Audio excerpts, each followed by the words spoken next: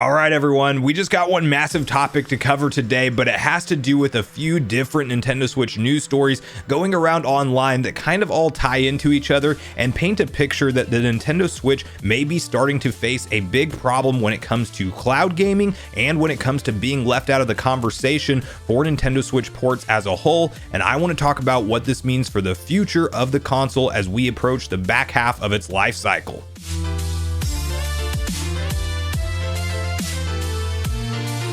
What's up, Nation? If it's your first time on the channel, make sure you join Sunbro Nation by subscribing below, hit the like button on this video if you enjoy it today, and make sure you turn on your bell notification icon so you're kept up to date with all the newest gaming news. And as I mentioned, guys, we're just tackling one massive topic today, but it has to do with really the future of games on the Nintendo Switch as a whole, as there's a few different news stories that has a lot of gamers talking online about some games that probably should have come to the Nintendo Switch, or they are on the Nintendo Switch but only available in cloud versions. And while we are not talking about first party Nintendo titles today, as we know Nintendo's first party library is absolutely stacked, and when you look at 2022's lineup as a whole, like we already have Kirby and the Forgotten Land launching in March, we have Splatoon 3 over the summer, Xenoblade Chronicles 3 out in September, Breath of the Wild 2 still slated for a 2022 release, besides various other projects and announcements that we don't even know yet, because of course there's going to be a lot of things to come and be unveiled at whatever the Summer Direct or E3 Direct has to offer. So I'm not worried with how Nintendo will support their console in terms of first party software. However, something that continues to be an upward trend is third party developers porting their games over to the Switch via a cloud port, or just not choosing to port them over at all, as the first talking point for today's video has to do with the recent announcement of Soul Hackers 2, which is an Atlas game that has a cult following, that had a lot of people excited for this announcement, and the remaster or re-release of Soul Hackers 1 was actually on the 3DS. So when a lot of people saw the trailer for this game and realized that it was previously a Nintendo title, and of course that's not where it first released, but it was how a lot of fans got exposed to the series by all accounts on that 3DS platform, that they were surprised that a JRPG that clearly does look nice, but it doesn't look like it couldn't run on the Switch if some things were tweaked, is not coming to the Switch, or at least it isn't at launch. There could definitely still be some kind of conversation in the background that maybe it just takes longer and they announce the Switch port later on.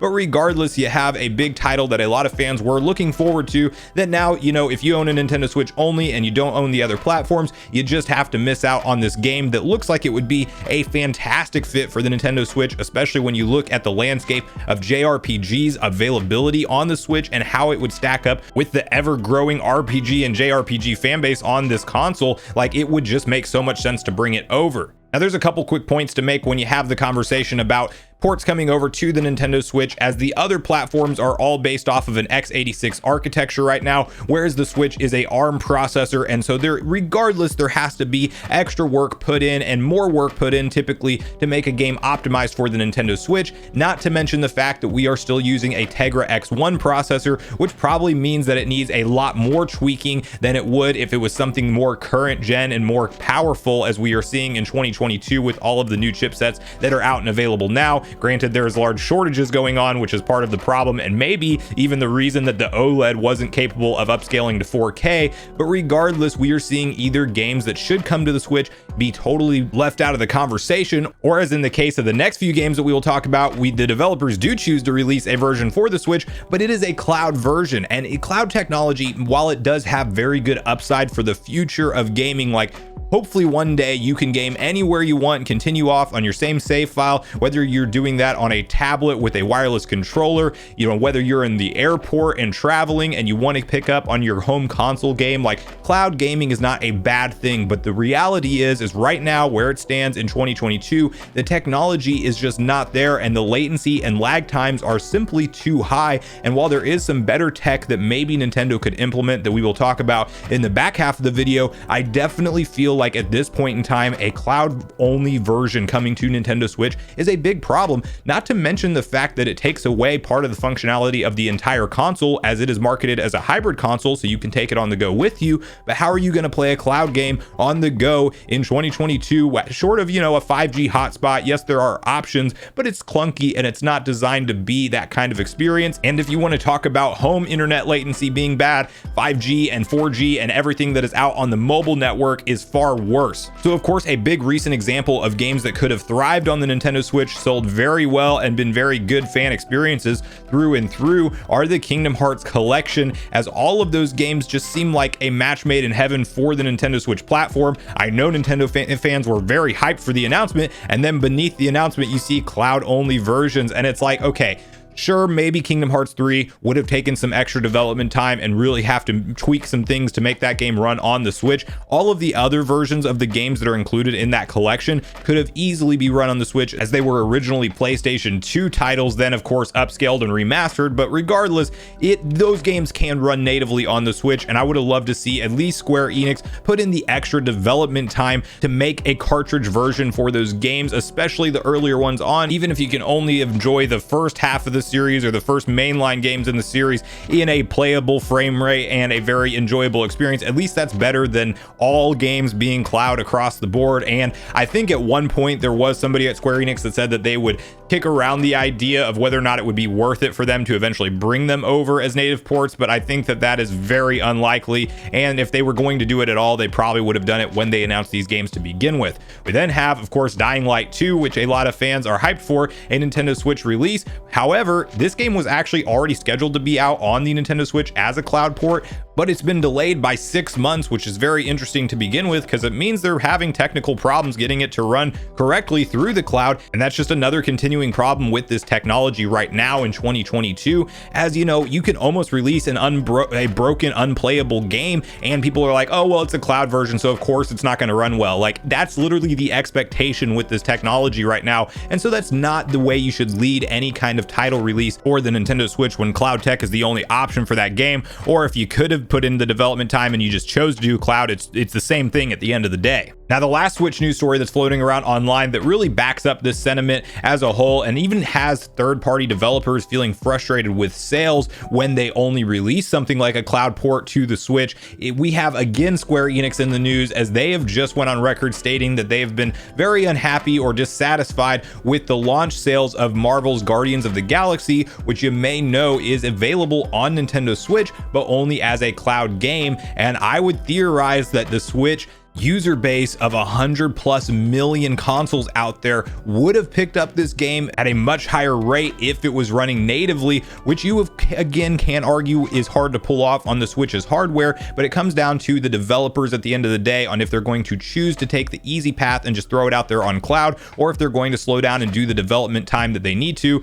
And hopefully we can bring into the conversation that Nintendo in the year of 2022 should seriously be looking at some kind of more powerful chip in the near future. But just so we're on the same page with all of these details, I do want to quickly hop over to VGC and read through exactly what Square Enix is saying here with the Marvel Guardian of the Galaxy sales, and how this could tie into future release strategies for the Nintendo Switch. So let's quickly read through this article together. Square Enix says Guardians of the Galaxy undershot expectations. The publisher is disappointed by the game's slow start. Square Enix has stated that sales of its Guardians of the Galaxy game undershot initial expectations. In newly published presentation slides following its results briefing held earlier this month, the company's president Yosuke Masuda stated that the game hasn't sold as well as hoped, even though it had reviewed well. Despite strong reviews, the game sales on launch undershot our initial expectations, Masuda said. However, sales initiatives that kicked off in November 2021 and continued into the new year have resulted in sales growth, and we intend to work to continue to expand sales to make up for the title's slow start.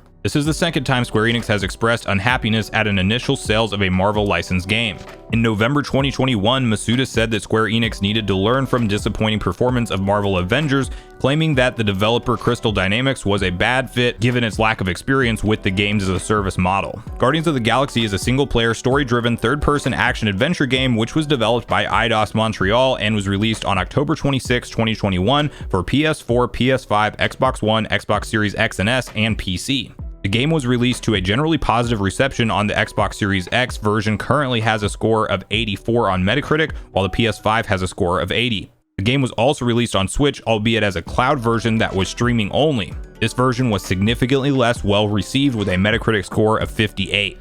So I personally just feel like the reality of where we are with cloud tech in 2022, that we shouldn't be supporting it as gamers with our dollars when that's the only option that companies give us to experience some great titles, especially like that Kingdom Hearts collection. Surprisingly, I think that's selling pretty decent because people actually want to play those games bad enough that they are buying the cloud collection, and it's like, that is definitely a terrible way to experience those games for the first time, especially considering how low cost they are on something like a PS4. Like, it really is not a good deal at the end of the day, and as long as companies see profits from cloud games and cloud only ports to the Nintendo Switch, they will continue to market their games in that way. And while I am hopeful that the tech gets better over the course of time, and a quick side note is that we did have Google Stadia in the news recently, shopping around for different people to license their technology, as I don't think Google wants to run their own streaming service in gaming anymore. And obviously Google is known for picking up tech projects and then dropping them just as fast as they supported them.